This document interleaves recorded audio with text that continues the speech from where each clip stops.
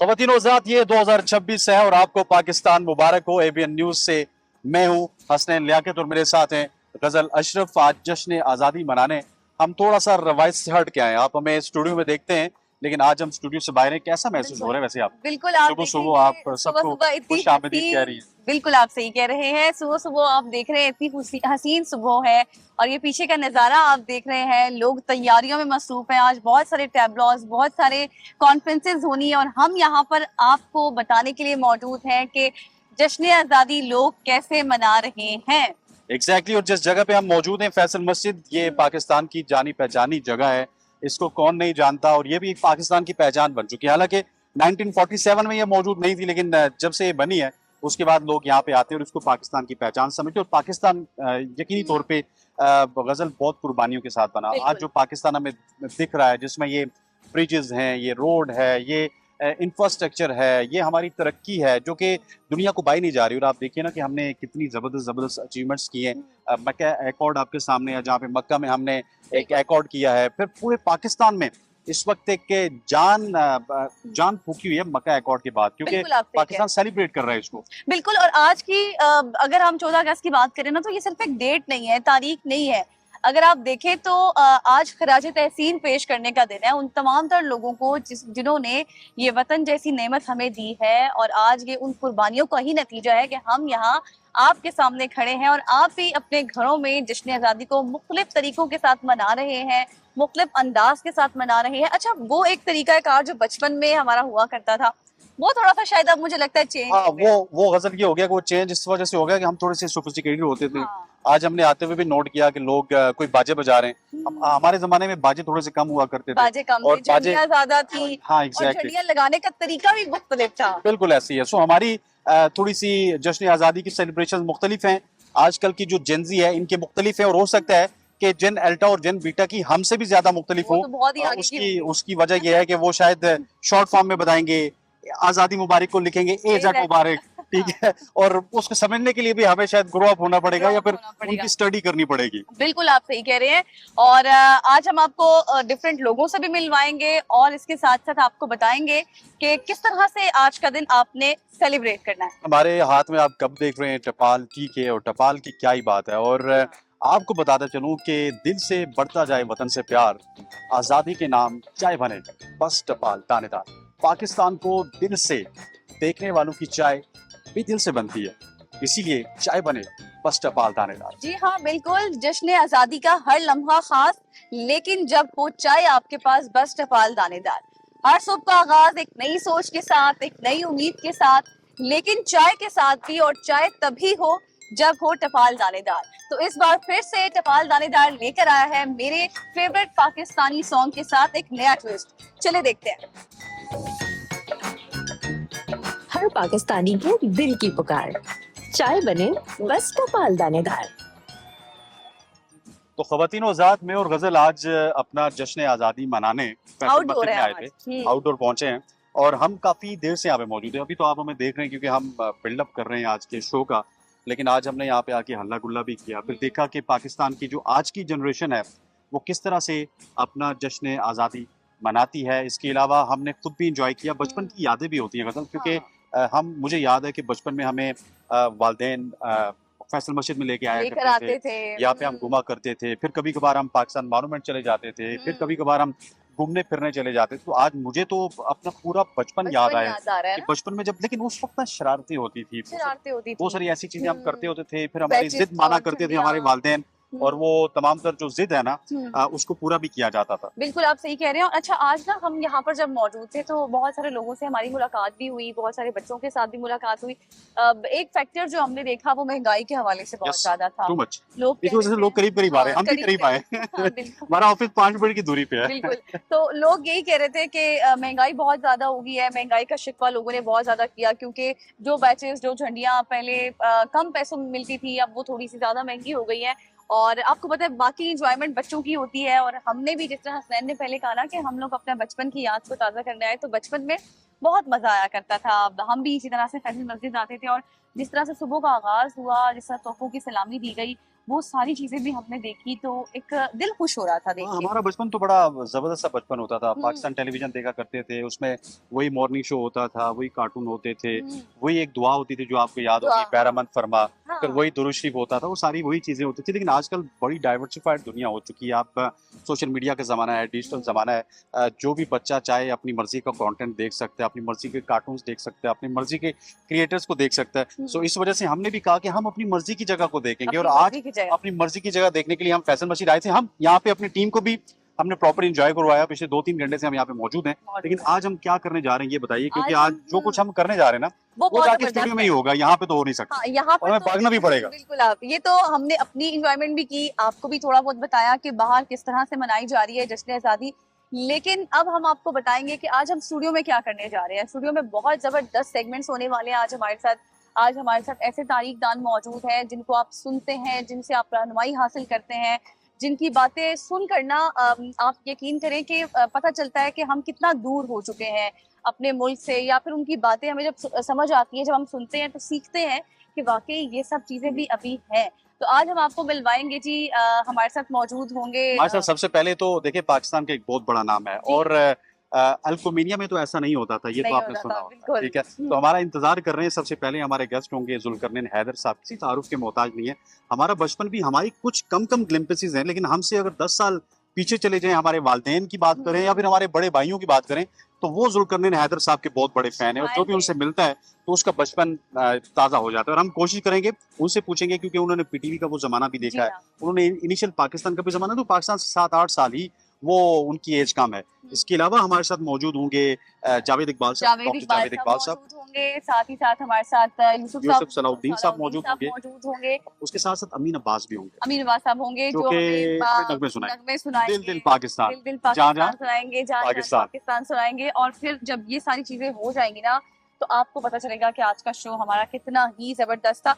आपने कि जाना नहीं है, हमारे साथ रहना, क्योंकि बहुत बड़े बड़े नाम, बहुत बड़े बड़े फिलोसफर्स, बहुत बड़े बड़े तारीखदान आज हमारे साथ मौजूद होंगे। साथ अगर कोई म्यूजिक का शौक रखता है तो अमीन अब्बास भी हमारे साथ मौजूद होंगे, लेकिन यहाँ पे वक्त हो जाता है एक शॉर्ट सी ब्रेक का। वापस आते हैं और आपसे मिलते हैं स्टूडियो। 14 अगस्त के हवाले से स्पेशल ट्रांसमिशन का सिलसिला जारी है, और कुछ स्पेशल मेहमान हमारे साथ मौजूद हैं जिन्होंने हमारी ज़िंदगियों में खुशियाँ बखेरी हैं। हमारे साथ वो मौजूद रहे। आज हमारे साथ एक ऐसी शख्सियत मौजूद है जिन्होंने अगर पाकिस्तान के स्टेज की बात की जाए, पाकिस्तान टेलीविज़न की बात की जाए, थिएटर की बात की जाए, ड्रामा इंडस्ट्री की बात की जाए, तो उन्होंने राज किया अपने ज़माने में। और आप इनको जानते हैं, अपनी मुनफरिद अदाकारी, बरजस्ता मिजाज और तख्लीकी सलाहियतों के ज़रिए ख़ास मकाम बनाया। बतौर अदाकार, कॉमेडियन, मुसन्निफ, स्टेज परफॉर्मर, उन्होंने बरसों तक अपने फ़न से नाज़रीन को महसूस किया और माशरती मौज़ूआत को मज़ा और फ़िक्र अंगेज़ अंदाज में पेश किया। पाकिस्तान के पहले जो ड्रामा है उसके अगर बात की जाए, हकीकत की हॉरर ड्रामा था वो, उसके खालिक होने का एजाज़ भी इन्हें हासिल है। जबकि फ़न और सकाफ़त के मैदान में गैर मामूली खिदमात के इतराफ़ में इन्हें प्राइड ऑफ परफॉर्मेंस से भी नवाजा गया। और आज हमारे साथ मौजूद हैं the one and only Zulqarnain Haider sahab. Sir कैसे हैं आप? खैरियत से हैं? अस्सलाम वालेकुम। ठीक हैं, आपको देख के खुशी हुई। जश्न आज़ादी मुबारक। अल्कोमेनिया में तो ऐसा नहीं होता था। अल्कोमेनिया में तो ऐसा नहीं होता। सबसे पहले आपका शुक्रिया कि आपने मौका दिया आज़ादी के दिन गुफ्तगू करने का, और फिर जो मुझे देख रहे हैं, जो प्रोग्राम देख रहे हैं, उन सबको आज का दिन मुबारक हो। और अब जो भी सवाल होंगे। सर, अमीन अब्बास साहब को आप जानते हैं, आपकी जानी पहचानी शख्सियत, हमारे प्लेटफॉर्म पे भी आते हैं। कोई भी ऐसा इवेंट होता है, चाहे ईद का इवेंट हो या फिर 14 अगस्त हो या फिर कोई और इवेंट हो, तो आप इनकी सिंगिंग से महसूस भी होते हैं। और आज सर हम आपसे ना मिली नगमे भी सुनेंगे, लेकिन पहले थोड़ा सा सर से पूछ लेते हैं कि सर के मिजाज वगैरह कैसे हैं। सबसे पहले तो बहुत शुक्रिया एबीएन न्यूज़ का, और मेरे देखने वाले और सुनने वालों को 14 अगस्त आज़ादी बहुत बहुत मुबारक हो। खैर मुबारक सर। सही हो गया। आपको जुल्करनैन साहब, जिस तरह से हम, खैर हमारा तो अभी भी शायद बचपन ही है, लेकिन एक बचपन आपका भी था जिसमें शायद वो आपका तरीकाकार डिफरेंट होता होगा जश्न आज़ादी मनाने का। अब डिफरेंट है, अब आने वाली आगे जनरेशन है उसका डिफरेंट होगा। मैं चाहती हूँ कोई याद तो बताएं अपनी बचपन की, ताज़ा करें, कैसे आप मनाते थे जश्न आज़ादी। बात यह है कि मुझे तो कोई तब्दीली नजर नहीं आती, ऐसी कोई तब्दीली नहीं थी। आज के जो बच्चे हैं और दरमियान में आपको कह लूँ हाँ, कह सकते हैं। ठीक है ना। तो ये मुनासिब है। मुनासिब है। तो जब हम बच्चे थे तो ये उस वक्त की बात है जब थोड़ा थोड़ा सा होश आया था। अच्छा। अभी भी पूरी तरह नहीं आया। तो उस वक्त हम पूरे मोहल्ले में जो है वो ये बात कराची की कर रहा हूँ। जी अच्छा। जी। फडरबी एरिया में रिहाइश थी मेरी और खूबसूरत कराची की, अच्छे कराची, हसीन कराची की। जी जी, अभी भी हसीन, हाँ। अभी भी अल्हम्दुलिल्लाह हसीन है हमारे लिए तो। पूरा वतन, पूरा मुल्क, एक एक गली कोना, तमाम लोग हसीन है अल्हम्दुलिल्लाह। अल्लाह नजर बद से बचाए और इसी तरह कायम रखे। तो उस वक्त हम मोहल्ले से